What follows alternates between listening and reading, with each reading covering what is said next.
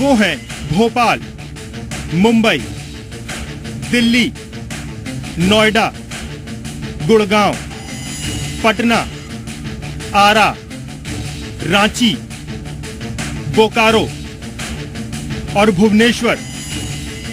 सूत्रों से मिली जानकारी के मुताबिक छापेमारी के दौरान सीबीआई ने कई महत्वपूर्ण दस्तावेज जब्त किए हैं, लेकिन इन दस्तावेजों में क्या है, सीबीआई ने फिलहाल इसका खुलासा नहीं किया है। यहां आपको बता दें कि बोकारो स्टील प्लांट में हुई फर्जी भर्तियों को लेकर धनबाद में 2 एफआईआर दर्ज की गई हैं। पहली एफआईआर में बोकारो स्टील प्लांट के पूर्व अधिकारी जीवेश मिश्रा समेत 7 लोगों के नाम हैं, जबकि दूसरी एफआईआर में बोकारो स्टील प्लांट के जीएम AK नरूला समेत 14 लोगों के नाम हैं। इन लोगों पर नौकरी दिलाने के लिए प्रत्याशियों के पक्ष में कार्रवाई करने के आरोप हैं। ब्यूरो रिपोर्ट, जी मीडिया। और सीबीआई के छापे की खबर के बाद जब मीडिया बीजेपी के राज्यसभा उम्मीदवार सत्यनारायण जटिया से उनकी प्रतिक्रिया लेने पहुंची, तो प्रतिक्रिया देने के बजाय सत्यनारायण जटिया भागने लगे। जटिया भागते हुए सीधे बीजेपी दफ्तर पहुंचे और फिर प्रदेश अध्यक्ष नरेंद्र सिंह तोमर से बातचीत के बाद ही जटिया मीडिया के सामने आए। जिस शख्स को आप अपनी टीवी स्क्रीन पर इधर से उधर बेतहाशा दौड़ता भागता देख रहे हैं, ये कोई आम आदमी नहीं है, ये बीजेपी के नेता हैं। नेता भी कोई छोटे मोटे नहीं। जनाब ने सोमवार को ही मध्य प्रदेश के राज्यसभा के लिए नामांकन पत्र भरा है। नाम है सत्यनारायण जटिया। सत्यनारायण ही नहीं, इनके बेटे राजकुमार जटिया के घर भी सीबीआई ने छापेमारी की कार्रवाई की। राजकुमार जटिया 2006 से बोकारो स्टील प्लांट में एक बड़े अधिकारी के पद पर है और यहाँ हुई फर्जी नियुक्ति के सिलसिले में उनका भी नाम सामने आ रहा है। जहाँ तक जांच का मामला है, नियुक्ति के संदर्भ में उसने बेटे ने MBA किया है।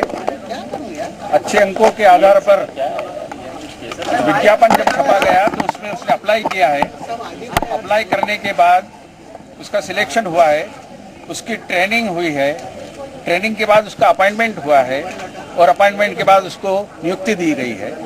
इसमें मेरा भी कुछ भी नहीं है और जिस पर आरोप लगाया गया है, जो मेरा बेटा है, उसके ऊपर भी कुछ नहीं है। विभाग ने बाद में कुछ पूछ परख करने का काम शुरू किया और अभी कुछ डॉक्यूमेंट और कागज के संदर्भ में कुछ जांच और कुछ कागज देखने का काम हुआ है। इससे ज्यादा कुछ है नहीं। अपने नेता पर मुसीबत आई तो पार्टी कैसे पीछे रहती?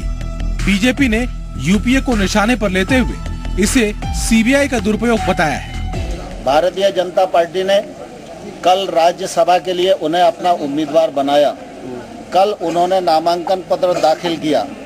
ऐसे समय में सीबीआई का उनके घर पहुंचना, मैं ऐसा मानता हूं कि भारतीय जनता पार्टी जो पहले से कहती आई है, यूपीए सरकार सीबीआई के दबाव में काम कर रही है और भारतीय जनता पार्टी के नेताओं की छवि धूमिल करने का यह प्रयत्न कर रही है।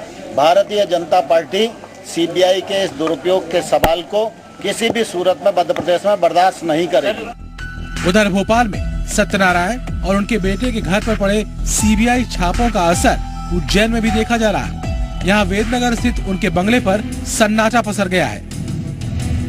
भोपाल से अतुल विनोद पाठक के साथ सुशील कौशिक, जी मीडिया, उज्जैन।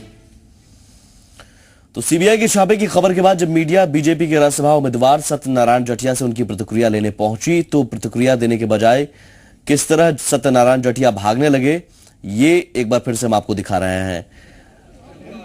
कल नामांकन दाखिल किया राज्यसभा उम्मीदवार के तौर पर और आज देखिए, वो कहते हैं ना, सिर मुड़ाते ही ओले पड़े, तो कुछ ऐसी ही कहावत। कल बड़े उत्साह से लबरेज होकर पहुंचे नामांकन दाखिल करने, लेकिन आज नौबत भागने की आ गई। सवालों से क्यों भाग रहे थे? जटिया आगे आगे और सवाल पूछने वाले मीडिया के लोग पीछे पीछे। बाद में बीजेपी कार्यालय पहुंचे और उसके बाद नरेंद्र सिंह तोमर के साथ सामने आए मीडिया के।